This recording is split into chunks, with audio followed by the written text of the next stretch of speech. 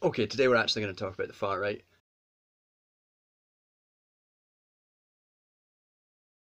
This is the second in a two-part video series explaining what neoliberalism is and how it created the conditions for the rise of the new right wing. The first video took the UK political party New Labour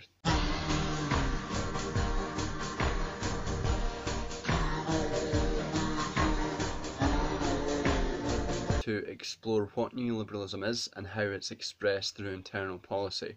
And this second video is going to show how that context has created the conditions through which the far right can again rise.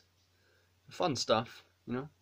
So if you watched the previous video, you should have a firm idea about what neoliberalism actually is. And if you didn't watch it, then please go back and watch it before seeing this, or else you won't really know what's going on.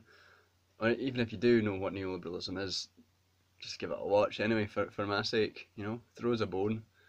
To be absolutely clear, I'm not seeking to excuse anyone for damaging or wrong views that they hold. Just understand the system which serves as a breeding ground for these views. But with all that in mind, let's get on it. The Overton window is the name given to the range of political ideas that are deemed acceptable for discussion. For example, in the previous video I mentioned that Thatcher couldn't dare privatise the NHS or even talk about it because it was deemed politically impossible to do so. Within political discourse, attempts to privatise the NHS were just unacceptable, and that was especially the case for the right.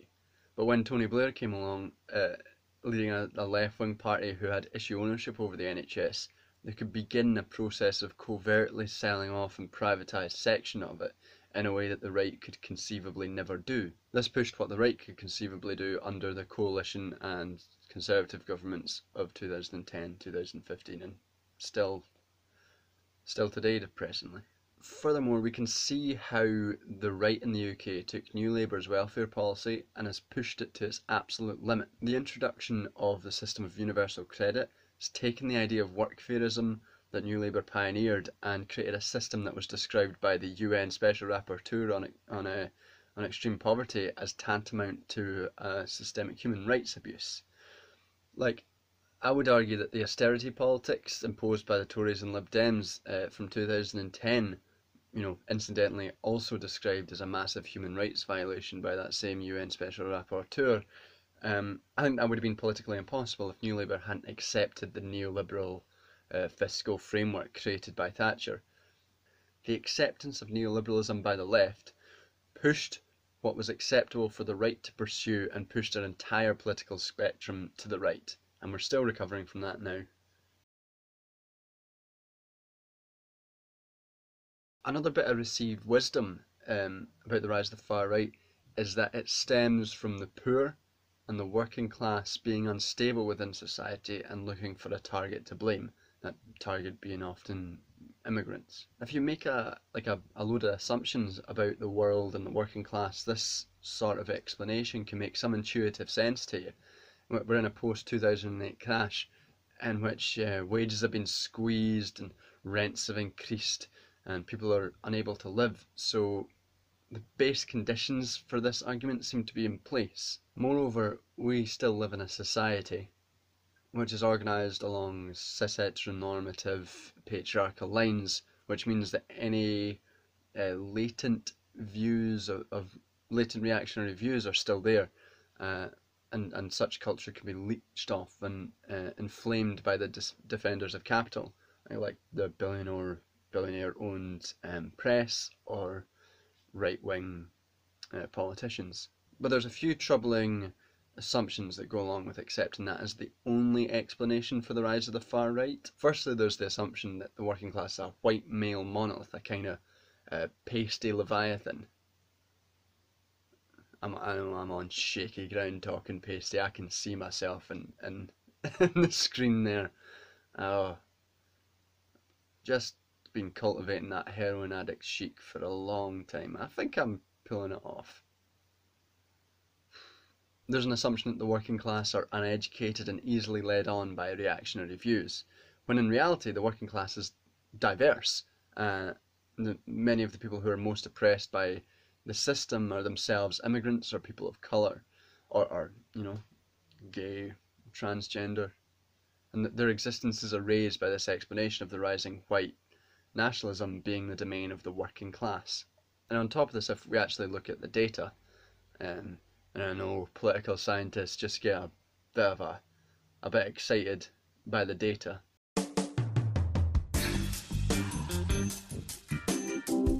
But when we look at that data, we can see this idea of the uniformly poor working class makeup of the far right is just false. Okay, so I got kind of too excited making that sexy data break that I forgot to actually mention the data I was talking about.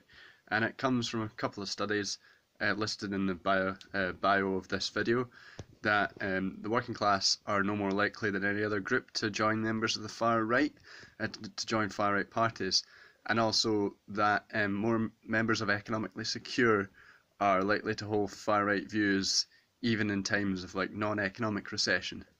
So that's the sexy data I'm talking about. Back to the video. To be clear, I do think that the far right try to craft a narrative to specifically appeal to a white working class. A nation without borders is not a nation. Beginning today, the United States of America gets back control of its borders, gets back its borders.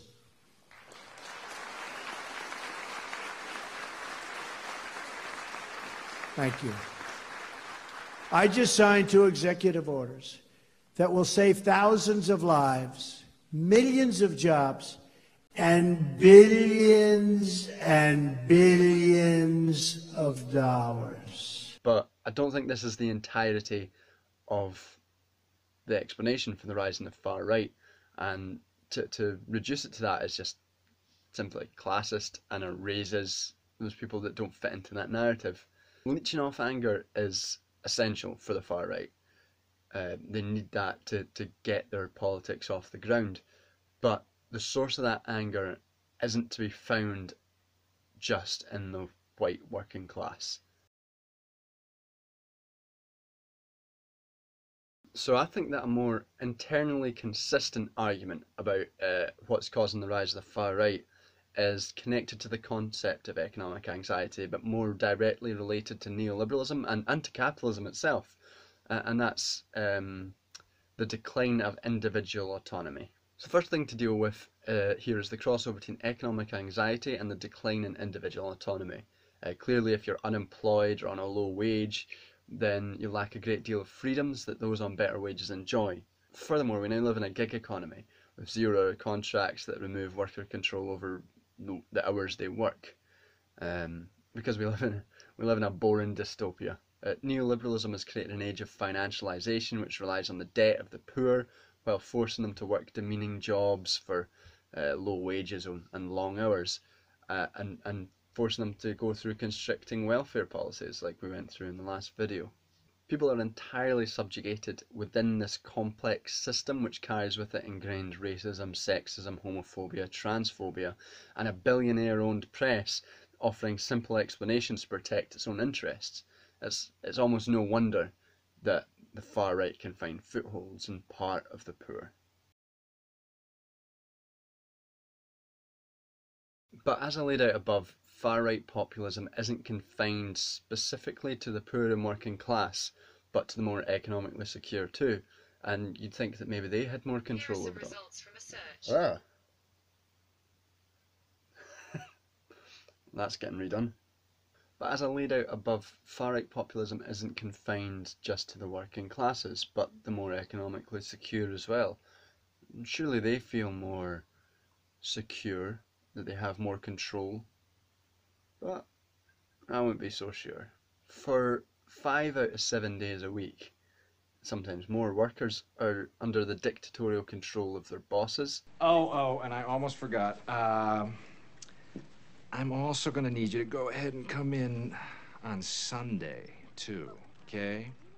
The freedom is eaten by what, according to David Graeber, is likely to be a bullshit job. A job that contributes nothing and could disappear without anybody noticing. people have no control over their work life and they feel that their work has no impact on the world. And this is true for the poor, but for the more economically secure workers as well. This problem was confounded by Thatcher-era attacks on labour and union rights that were accepted by New Labour.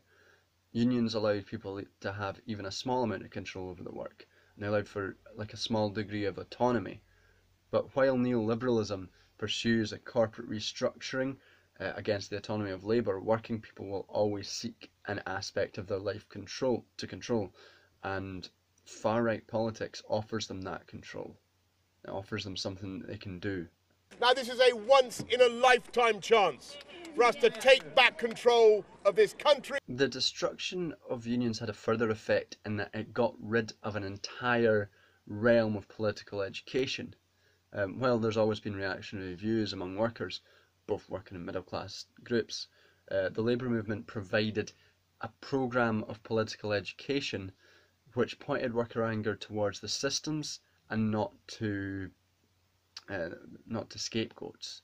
It funneled them into talking about systems of oppression and into voting for left-wing political parties that were much more likely to be socially progressive. This gave workers not just a political education, but a sense of control over their own lives. They were fighting for their emancipation, even if it meant only a slightly higher wage or slightly better working hours. These were things that they could control to a degree in their lives. In accepting the death of the labour movement in the name of neoliberal consensus, New Labour cut off the supply line of support and suffocated a source of political education and control for millions of workers, and offered them nothing in return. An often overlooked way in which neoliberalism and New Labour removed autonomy was in the political vision it offered voters. Forget the past. No more bosses versus workers. We are on the same side, the same team, and Britain United will win.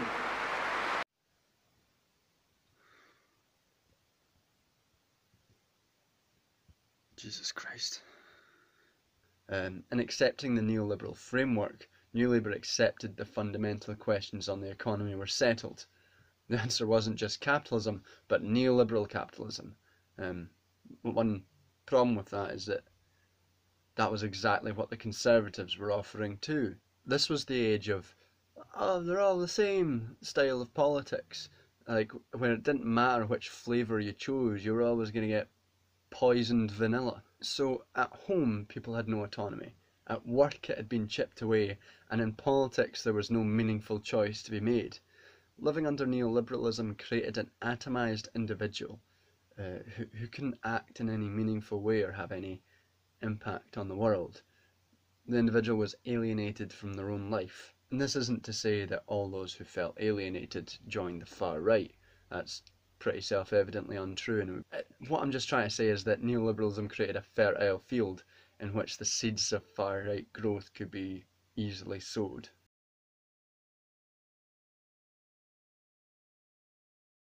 So it would be bad to suggest that the rise of far-right politics is a unidimensional phenomenon, coming from just one direction, the ground up. The factors above just lay out the conditions through which far-right politics can be bred, but another question is who's pushing the ideas, where the ideas coming from in the first place.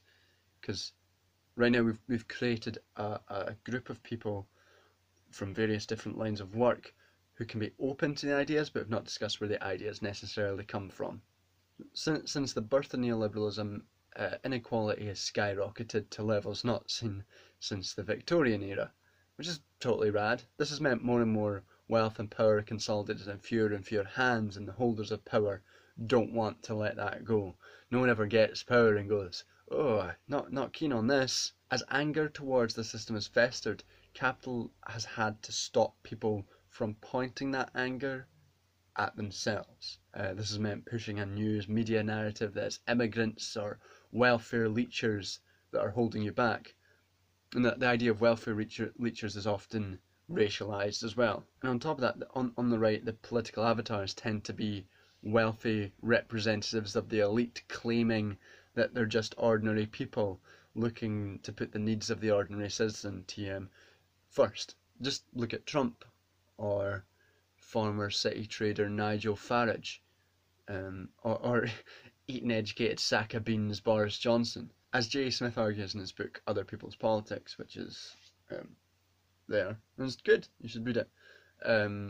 Far-right politics don't stem from a demand from the population, but they create the politics that they want to represent, often helped with the corporate media. So the conditions are that individuals no longer have autonomy over their own lives, they've got no impact over their work or political sphere, and there's massive inequality and anger at the system. Then comes along avatars of capital through the media or through politics who feed the idea that it's immigrants or leftists or any number of scapegoats that are causing these problems. They take a simplistic idea and give it to people, and they give them a goal to which they can strive in a way they can feel like they're making an impact on the world. And that's how the far right can rise. That gives any individual an opportunity to get out there, get a job, and do something for yourselves. Learn how the government works and how it should be run by the people, not by the politicians in office. The beneficiaries of neoliberalism will always take the rise of the far right over a slight shift to the left. The danger of that shift to the left is seen as much greater than any rise of the far right.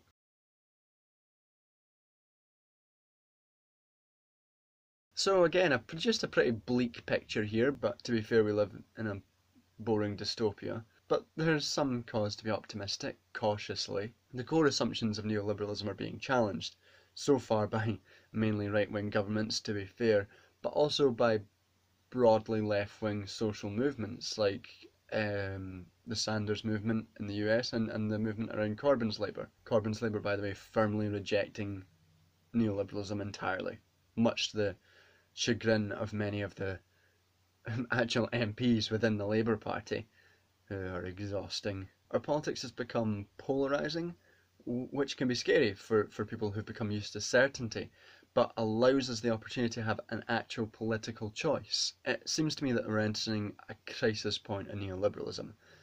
Its internal contradictions are pushing it to breaking point, and we have a choice to move to the left or to the right. Here I'm going to briefly lay out why the left actually addresses the problems for which the right only offers snake oil. Firstly, what can be done about the Overton window? Well, in my view, what's needed, and indeed what's been pushed in the US and the UK, is a bold left-wing vision to pull that window back from the right. What we need leftist defenestration. If the further rightward drift of politics is to be stopped, then left has to stop acquiescing to right-wing capitalist rhetoric and begin pushing overt socialism. We now have, for the first time in my life, a left-wing Labour Party that's loudly advocating for socialism, dragging the discourse away from the right. But we can't be complacent about that. The way the right was able to institutionalise neoliberalism was by making the left accept that it was the new normal. And the work won't be done for us until the left has that same moment. There's a lot of work to do. And probably the worst thing that we could do for any left movement would be to let the moderate or centrist voices regain control. In Labour, this represents the parliamentary party, who are exhausting and largely holdovers from the New Labour era, who are hostile to any left-wing leadership. If Labour were to do what this fading group of irrelevancies wanted, then the battle would almost certainly be lost. Labour and other left-wing movements should only go bolder, only go further left. Make the people want what it offers, or it'll take what the far right gives.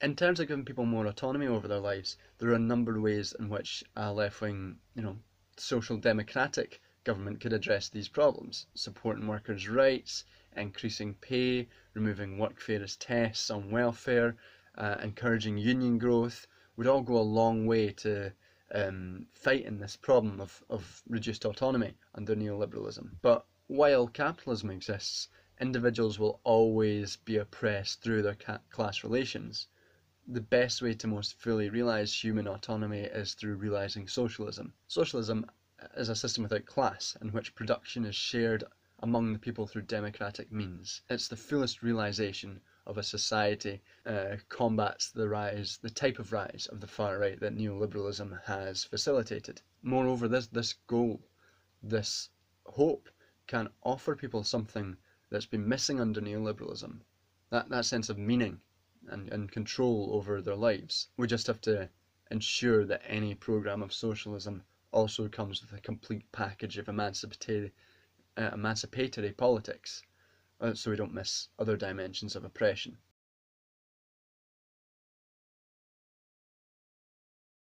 Along with the other changes in the political landscape that we've described, an increase in local authority engagement and democracy would give people far more scope to exert control over their own lives and engage with politics in a more meaningful way. This would reduce the market for far-right politics dramatically, I think.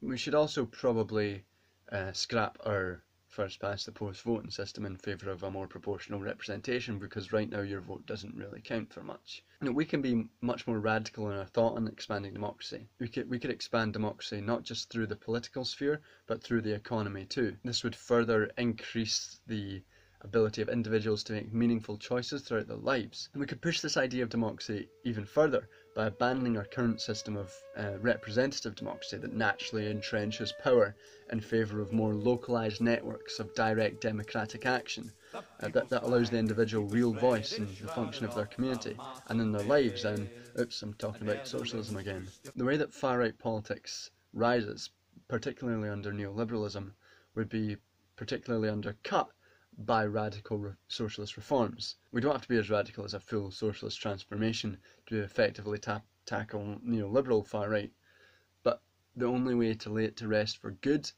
is through fully dismantling the system which gave rise to it, which is capitalism.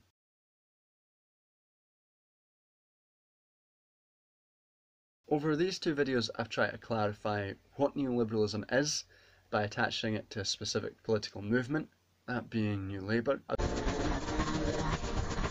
showed what neoliberalism in action looks like and why it has given oxygen to an emerging far-right resurgence. Overall, I think that neoliberalism as an advanced form of capitalism has created a system in which people have less and less autonomy over their own lives, and in which the overwhelming complexities of our system push people towards accepting simple solutions offered to them by far-right politics. In fact, the forces of capital need to support far-right politics in an attempt to stop people from pursuing a leftist political vision that would see an end to capital dominance. While a left-wing social democratic movement could provide some shallow short-term answers to these problems that neoliberalism creates, we need a much more wide-ranging critique of the system which created neoliberalism in the first place, and only a socialist vision can offer those full solutions. So that's the end of this video and the end of this two-part series.